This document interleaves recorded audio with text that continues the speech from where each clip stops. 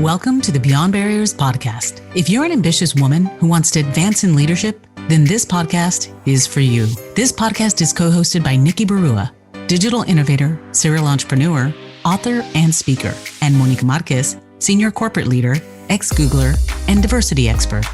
From inspiring stories to cutting-edge strategies, you'll learn how to develop the skill set, mindset, and tool set to get future-ready fast and accelerate your success. Hi, I'm Monica Marquez, your host for today's episode. Have you ever asked yourself and really thought about what distinguishes you from everyone else? What is your unique value proposition? If you don't know the answer to these questions, or if you don't know how to articulate your story in a compelling way, then you are limiting your career opportunities. In this episode, our guest, Sandra Lopez, Vice President for Intel Sports, shares how she turned an ordinary career into an extraordinary one when she finally answered these questions posed by her colleague. Sandra realized that she wasn't embracing the characteristics and strengths that made her unique and stand out from the crowd of talent around her. This set her on a path to discovery, self-reflection, and taking action. In Sandra's current role as VP for Intel Sports, she is responsible for partnering with the sports and media industry to provide the future fans with the next generation of immersive media experiences. Sandra leads a team that is focused on leading the business, marketing, and market development efforts of Intel Sports and Studios. She is also the co-chair of the World Economic Forum's Global Future Council on VR, AR, and XR, and is dedicated to building the next generation of women leaders. Over the course of her career, Sandra has received numerous recognitions, including Most Powerful Women in Tech, Top Women in Media, Top 10 Latina Executives, and the list goes on. Prior to joining Intel in 2005, Sandra held various positions at Adobe Systems, Macromedia, Computer Associates International, and several other technology companies. Visit iambeyondbarriers.com where you'll find show notes and links to all the resources in this episode, including the best way to get in touch with Sandra. Welcome, Sandra. Thank you so much for joining us on the Beyond Barriers podcast. We are thrilled to have you here. Tell us a little bit about yourself, your story, and your journey. What makes Sandra, Sandra? Hi, thank you so much for having me, Monica. It's great to be here. And I think that's just a very complicated question because from my perspective, it's multidimensional because there's many phases of your life. And I think from the point of view that I was, first generation American in the United States, learning how to apply for college, what career do I want? That was a particular phase, and growing up with my parents that are 100% Mexican that had no idea how to traverse that landscape and figuring it out on my own. Mm-hmm. And then you go into the first part in terms of entering corporate America. And, many of us that are first generation, we're kind of independent and we're going to make it happen. And you're realizing that, no pun intended, like you bump into barriers. Yes. And how do you overcome those barriers? And then you go into the next phase of your career in terms of middle management. And oftentimes as females and female leadership, there is the leaky pipeline in terms of the phase of you having a child. And can you be an outstanding partner, an outstanding mother, and then be an outstanding employee? And many of us have really high standards. And then you're kind of challenged by this position of like, well, I'm honestly doing shitty in all of them, right? Because you only have limited time, and there's no playbook of how to be a parent. There's no playbook in terms of how to be a working parent. And then you kind of begin to figure out what does a working parent mean? And then you transition into the next stage of your life. Should you want to continue up the corporate ranks? And there's few of us females and few of us in terms of minority backgrounds. And then you are the minorities, we're competing for the next position. And then you realize that some of the people that you think would have your back, whether the other female leaders or the other Mexican Americans, actually don't have your back because they are competing for the next level of position. And so how do you traverse that? And so what I would say to you and to anybody is that like life is like ways, you know, directionally where you want to go, but allow yourself to explore like the unexplored neighborhoods that you never knew existed. Right. You're going to have all these experiences that are going to change who you are. Mm-hmm. And so what I would say, you know, it's hard to answer that question because there's so much complexity in life and all these amazing experiences, whether for good or for bad, that help inform who you're going to be. Mm-hmm. And you're always becoming. I think Michelle Obama's book of Becoming is like, you're always becoming until mm-hmm. that final last breath that you take. And so I think it's, you know, go with the flow, mm-hmm. let experiences help inform who you want to become. And sometimes in the way you're going to surprise what you are also capable of yourself that you never realized that you were capable of. That's fantastic. And it's so insightful because there is that complexity of just the intersectionality of, you know, being a woman, being Latina, you know, being first generation, like all of these different things that are compounding in some cases. And thinking a little bit about then how do you build your personal brand from that? Like, how do you tell your story?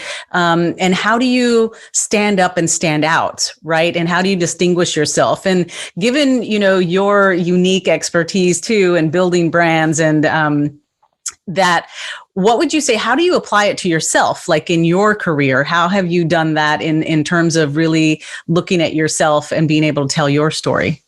Right. So ironically, I would argue the first half of my career was not about building my brand, but it was like being like everybody else. And that's really like society wants you to put you in a box and define you. And so because you're a woman, you must be X. Because you're Mexican American, you may have an accent. Like there's so many things that society tries to define you.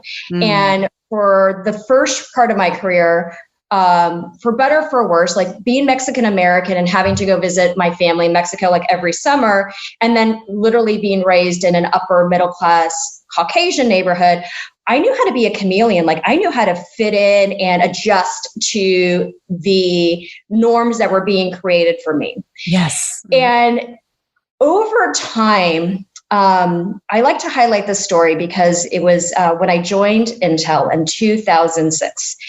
This gentleman by Ernie Felix put time on my calendar to talk about the Intel Latino Leadership Council. And it was for leaders that happen to be of Latinx descent. I'm like, okay, I'll take this meeting.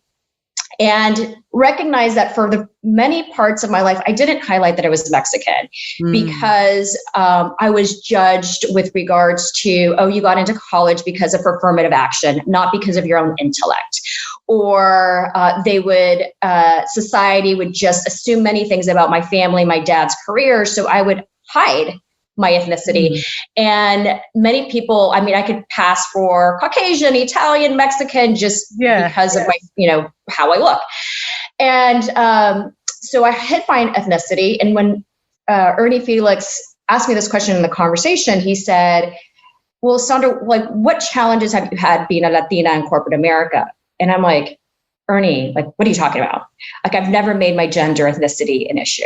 And so, no, it has never challenged me or kept me from being where I am today. Arguably, that question like sat in my subconscious for several months. And one morning I woke up and I realized that I wasn't embracing who I was. I wasn't embracing my ethnicity. I wasn't embracing my gender. I wasn't embracing what I was meant to do in this world. And I went through a very dark journey with an executive coach, therapy, to really understand Sandra Lopez, and to your point, like my brand and what I represent. And through that journey, I knew that I like to create things. You know, I'm a builder. That means I'm new in your career in terms of creating new markets, and you see that manifest. I love helping the next generation to build themselves up. And so you start to really hone in on your differentiator and what you can bring in service to companies, what you can bring in service to society. And I always go back to the point that we are all uniquely different, nature versus nurture, and tap into who you we're meant to become and lean into that because everyone else is taken. And so I think for your listeners it is a journey. And oftentimes we don't want to put a mirror in front of ourselves because it can take you to very dark moments or your upbringing. But I would argue that that question that Ernie Felix gave me that day in that moment has been one of the greatest gifts of my life because that put me in this trajectory. This is probably why I'm sitting here now talking to you because of that self-reflection. That is so fascinating. And thank you for sharing that. I mean, it was so vulnerable, but I think many of us who do have that intersectionality of being Latina, being female, you do learn to be very fluid and chameleon-like, that you lose yourself sometimes. Right. And you don't, and then you realize later as we get older that actually those are the differentiators, because you are a minority sometimes in a very white male dominated organization, that is actually a strength. And how can you leverage that and kind of use that to propel your success? So I think that's fabulous that you shared that story. Now, you talked a little bit about, sometimes these social norms or limiting beliefs or, overcoming fears that, I don't know how to do this because I'm first generation, or what do I do? What are some techniques, or what were some of the hacks that you used to help yourself get over some of these limiting beliefs and push forward and become the successful leader that you've become? Yeah. So, I think, hacks really apply to everybody in a very individualistic way. But I remember one of my mentors, and he was, he's a male, and he's, he's still a mentor of mine in the business community world. He gave me a couple of things. He's like, Sandra, if you just ask the question or ask for help, the worst thing you're going to get is a no.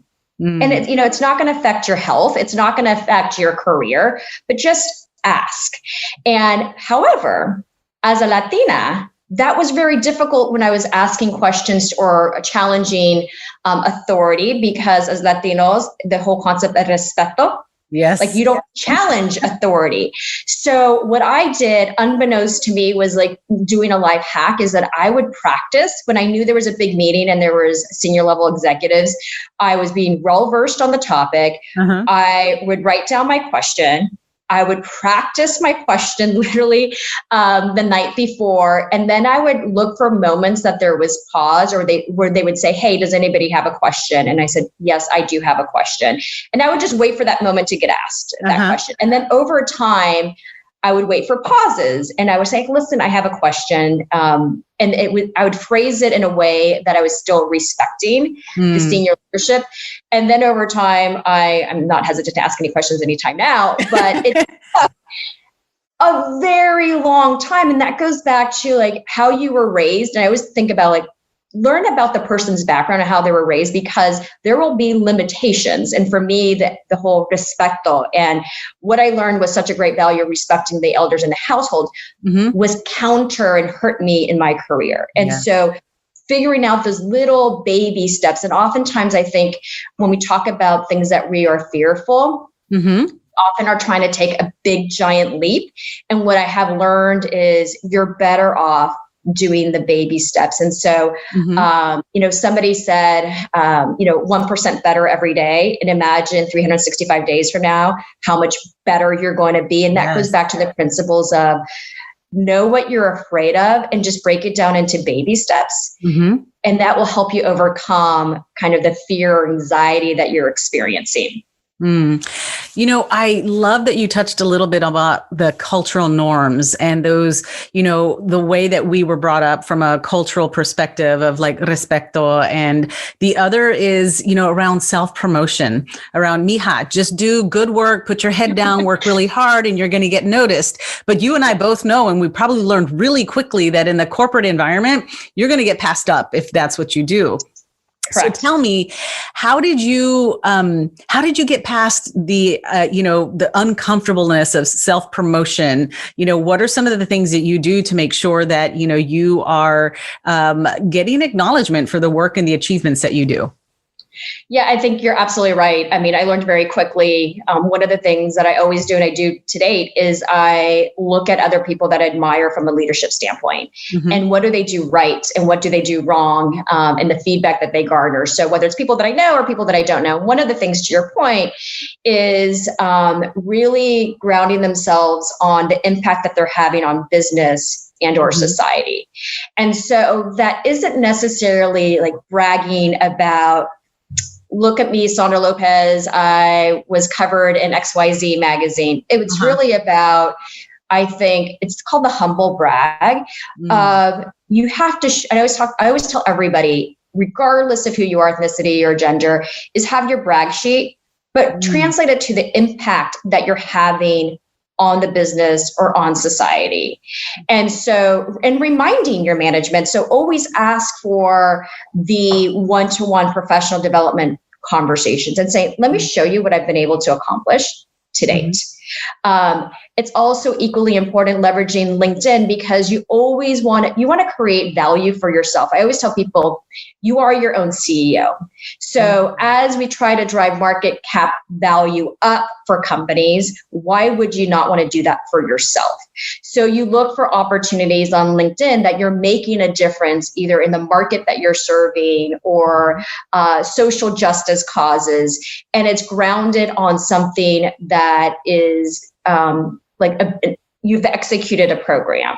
So I think there is a difference between PR for PR's sake versus the humble brag of the work that you're doing is driving tangible impact to society or the business community. And I always tell people, do that exercise. Don't wait till the end of the year. Like, oh, what did I accomplish the past 365 days?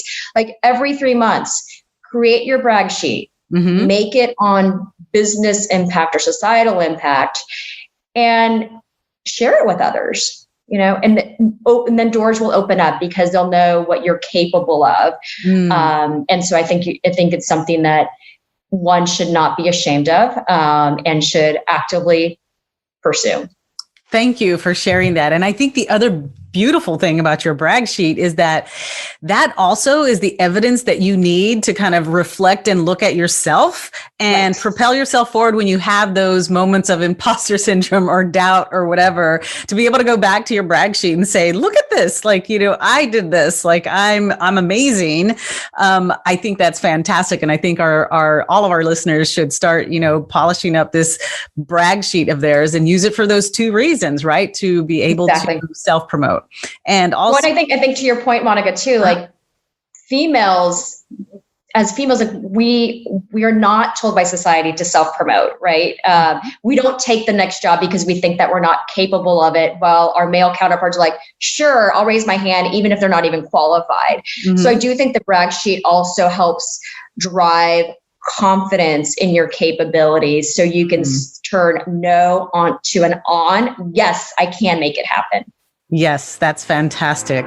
What if you could pinpoint the invisible ceilings limiting your success? Imagine having clarity on your strengths and barriers so you can take action and gain unstoppable momentum to advance as a future-ready leader. Well, that's exactly what the Beyond Barriers quiz will help you discover. You'll get your personalized score based on the 25 essential elements proven to accelerate success in the digital age, so you can understand what's holding you back and where to focus your efforts. The Beyond Barriers quiz is completely free and takes just a few minutes. Go to iambeyondbarriers.com/quiz and take the quiz today. Now, you've told us and shared with us a lot about your mentors and sponsors, and many have been male. And one of the things I want to touch on is that we coach a lot of women. We help a lot of women in terms of accelerating their success. And they're always asking about, there aren't enough female mentors or female leaders, people that look like me. And, I'll be the first to admit myself that a lot of my mentors and sponsors were male. And so tell me a little bit about how you accessed influential leaders and how you went about leveraging community to help you get ahead. Great question. I think I want to first start off in terms of the difference between mentor and sponsor. A very simplistic point, I tell people mentors are your advisors and sponsors will be your advocates to get to the next level. So let's break that down. Mentors, like I started the podcast, like there's so many different phases in your life. You can have a mentor in terms of, wow, I just had a kid. How do you do this work-life balance? And there's a mentor for that. There are mentors in terms of, I want to ask for the promotion, yet I'm afraid. Right. And so I think mentors should be used based on the opportunity that you're trying to address. Now, from a gender perspective, let's realize that there's going to be many more men than females. So just don't make it a gender issue when it comes to mentorship. Really focus on what do you need help on and go find the best mentor. Now, how do you do that? Usually within your company, you can start with your boss, like, hey, I'm looking for XYZ. You can start with your colleagues and say, do you know anybody that could help me in this particular situation? And, or I always tell people, like what my boss said is like, the worst thing is you can ask, you can go to LinkedIn and see who's covering that particular topic and send them a message. They're either going to respond or they're not going to respond. Like for me, ironically, I tend to respond to various individuals, specifically the next generation, because I wish somebody could help me when I was in their shoes. Right. On the sponsorship side, I've happened to have both female and male. And I would not be where I am today if it was not for my sponsor, specifically Chris Min at Intel, who took me through a multi-year journey in terms of what does it take to be an executive at Intel, and really putting I was very self-reflective and knew what the responsibility and accountability is. So one thing for everybody to realize is as you move up the ranks, you have greater accountability more than just your job. And so understanding that and really preparing me for that. Yet, look, I will take any male that wants to be my sponsor because ultimately they have the Rolodex and they have access to all the C-level, all the board of directors. And so I would argue, take anybody that is willing to be your advocate, agnostic of gender, and know that when it comes to maybe having a male sponsor, you probably have to make slight adjustments given the Me Too, the recent Me Too. So maybe it's going to be, lunch, not in person, or maybe over Zoom. So just know that there's some adjustments that need to be made because of the Me Too movement.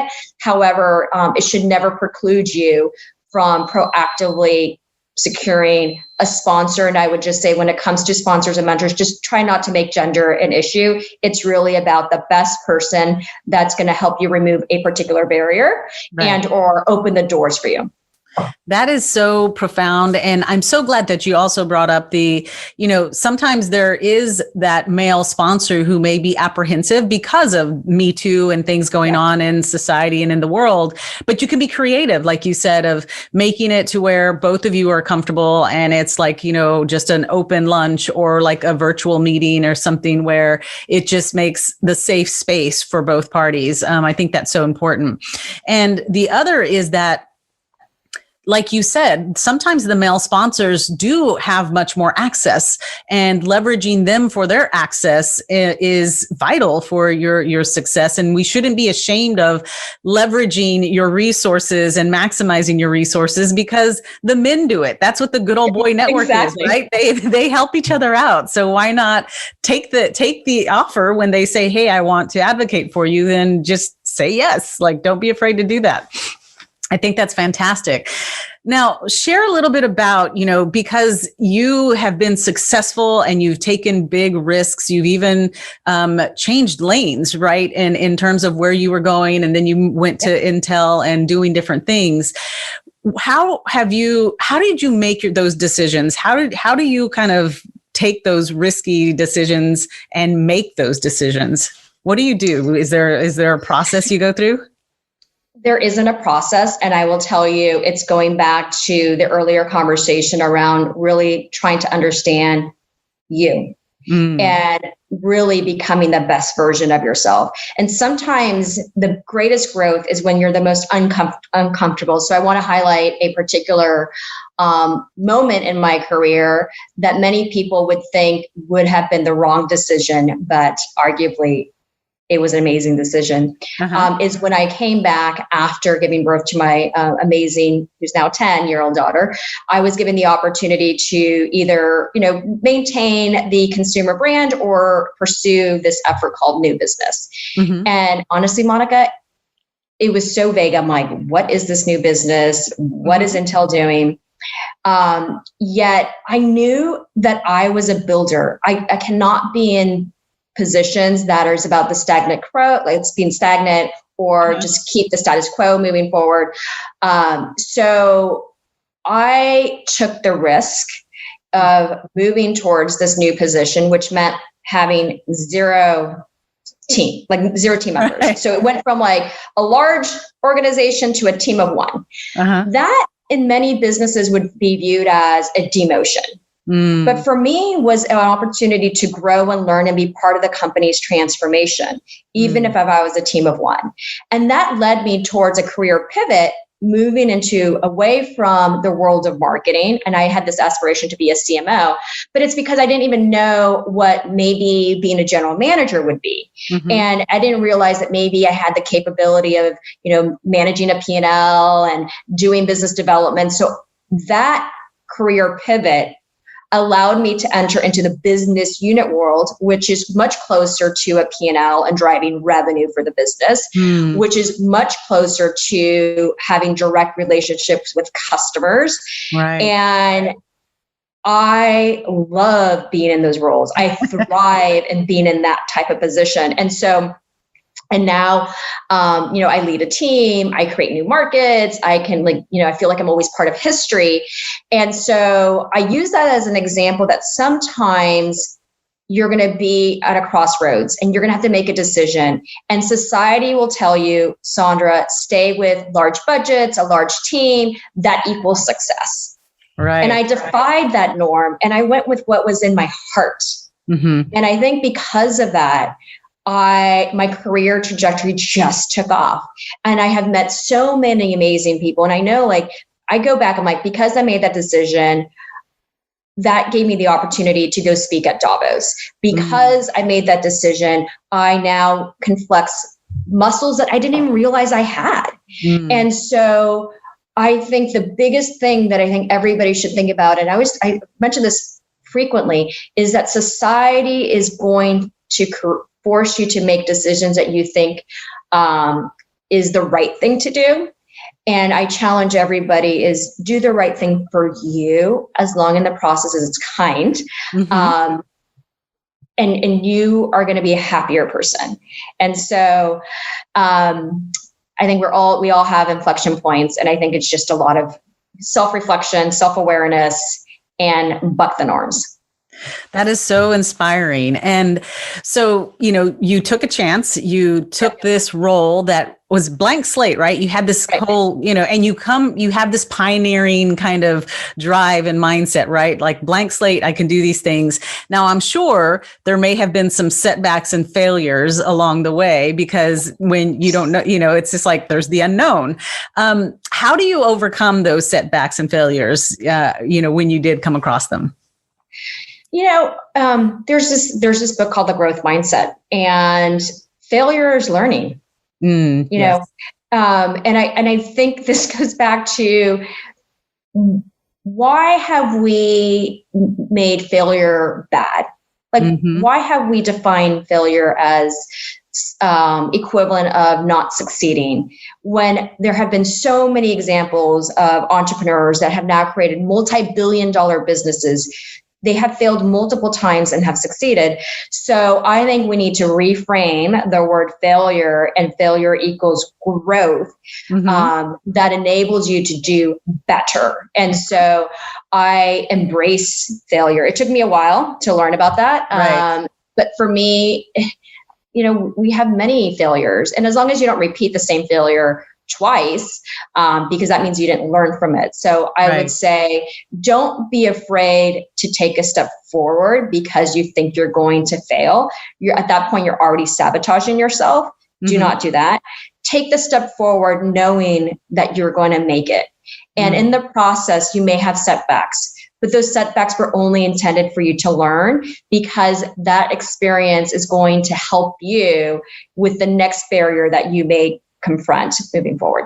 Yes. So I love that tool of reframing and flipping failure on its head and causing it to be kind of a teachable moment and learning from it. That's fantastic. Now, thinking about, successful habits of successful leaders, you in your own right are an extremely successful leader. Tell us a little bit about maybe some habits or rituals that Sandra does in order to make sure that she is successful throughout her day.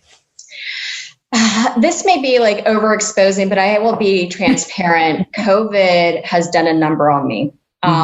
For somebody that traveled greater than 80% of her, career life, always on the go. My job is interacting with human beings. For that to be all taken away from you, and figuring out how do you survive.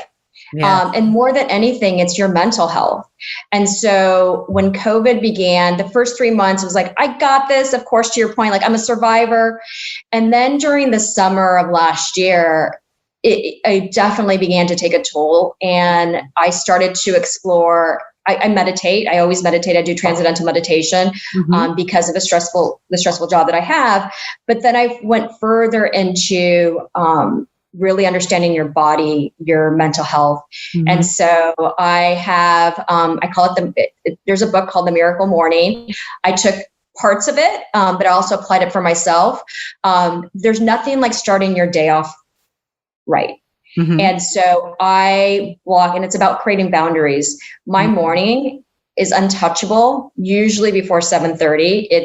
I rarely will take a meeting, just so I can do my routine, whether it's the exercise, gratitude, journaling, reading more about self-growth than about what's happening in the stock market, and giving me that time for me, and making sure that I was talking to a really good friend of mine, and I was telling him, we don't spend a lot of time self-loving ourselves.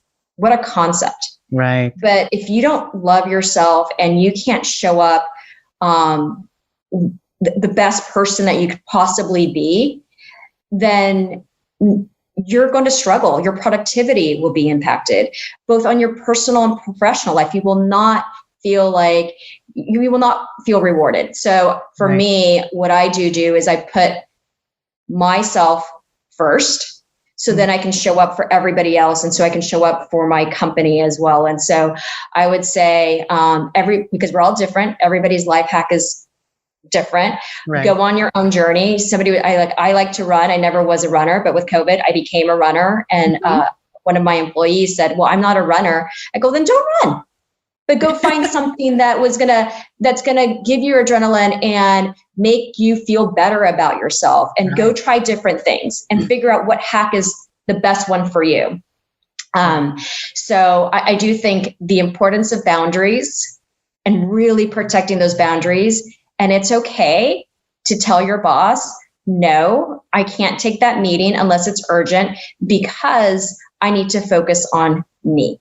And your management should know that and respect that, because they would want the best productivity out of you. And if it means that you need to take that, from 12 to 1 completely off for lunch or to go run, then, embrace that and have the conversation with your management. That is so empowering. And it's, sometimes we hear people and we say, set your boundaries, do your boundaries. But I think you gave a really tangible example, and giving people permission and saying, it's okay to tell your boss no, unless it's urgent, because this is like, I can't move it. So I think putting yourself first is so important. And I, thank you for sharing that, because it is empowering to hear, oh, this is how I handle it. It's the unmovable meeting. Like, sorry, I can't move it. It's a critical meeting unless it's urgent. 100%, Monica. Now, everybody, I find when I mentor the next generation, females have the harder time of establishing their boundaries, because we recognize, and we all recognize, that we have to work harder. Right. But working harder does not mean that you cannot protect your boundaries. Mm-hmm. And I will challenge any manager or leader today in today's world that your EQ has to over-index your IQ right now. With all that's happening with COVID, social justice. We have a new leader that has joined Intel recently. His name is Saf. He's he leads the organization that I'm in. And, you know, I am so grateful for him because he started his quarterly business meeting this week with mental health. And I'm like, he gets it. Yeah. And he told his employees, take care of you, get that 8 hours sleep. And so I will challenge, anybody that has a manager that's not thinking about EQ, have that conversation. Maybe you can help the other person grow. There's a lot of articles out there about the next generation leader and how the next generation leader has to have EQ greater than IQ. Yes. They may benefit from that article. Fantastic. Thank you for sharing that. And I know that our listeners are going to be just wanting more of, the wisdom that you've been sharing, Sandra. So before we wrap up, I love to ask all of our guests, what are some parting advice that you would give our women to share with them of how do they continue to accelerate their success in this day and age and even in this current environment? Yeah. I'm going to reference an image that I recently saw from one of the news journal articles. It was a woman in a closet on her computer taking care of a kid. And interesting enough, I'm prepping for another presentation that I have, and I Googled working woman during COVID. And it was interesting, the pictures that came up, and working man during COVID. That was very interesting. The disparity of the woman had all the kids, the man just looked like he was working and nothing really has changed. And I think it's about time that we ask for help.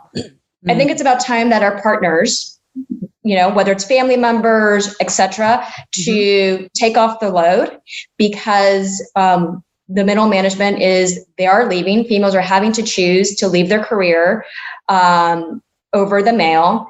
And I don't think you have to choose. I think it's about asking for help and how do you get creative to manage everything. I am very fortunate because the father of my daughter has shown up and he picks up greater than 50% probably of the workload. And so for that, I'm forever grateful. But in the process, what it told me is I asked for help and he kindly stepped up. And I do think that we cannot afford females to leave the workforce. Then we will be talking about this 100 years from now. Right. And so everything we possibly can do to support you to stay in your job is the conversation that we need to have. So we have new leadership in DC, party agnostic. Are there policies in place that we need to put in place to make sure that we support females? If so, what are those nonprofit organizations that we should be engaging with or creating our own nonprofit to drive these policies forward? So but that image, when I did that Google search, I got goosebumps because this is going to become a systemic problem. And I do not think we're talking enough about it. And so in any way that I could possibly be of help, I'm here to help. I think there are some resources. You challenge your company to provide programs in place for working parents. I know Intel employees do that and Intel graciously responds, appropriately. Have those conversations within your company, outside of your company, and in your household. There's no excuse for a woman to take on more of the burden. And then speaking as Latinas, we are kind of the, matriarch, and there's something around the mother that we then get, it's further punctuated about our role and the expectation that our parents and abuelitas and abuelitos have of us. So, I think there's an education process to be had, and we need all the help that we can get so the leaky pipeline no longer exists. Wow, that is absolutely just phenomenal. Thank you for pointing that out and bringing the awareness, because it is so important, and it needs to be a conversation that is being had every day more and more, so that we can continue to accelerate and see more women in leadership. So again, thank you so much for your time. And I know that our audience is going to want to know how to hear more from Sandra.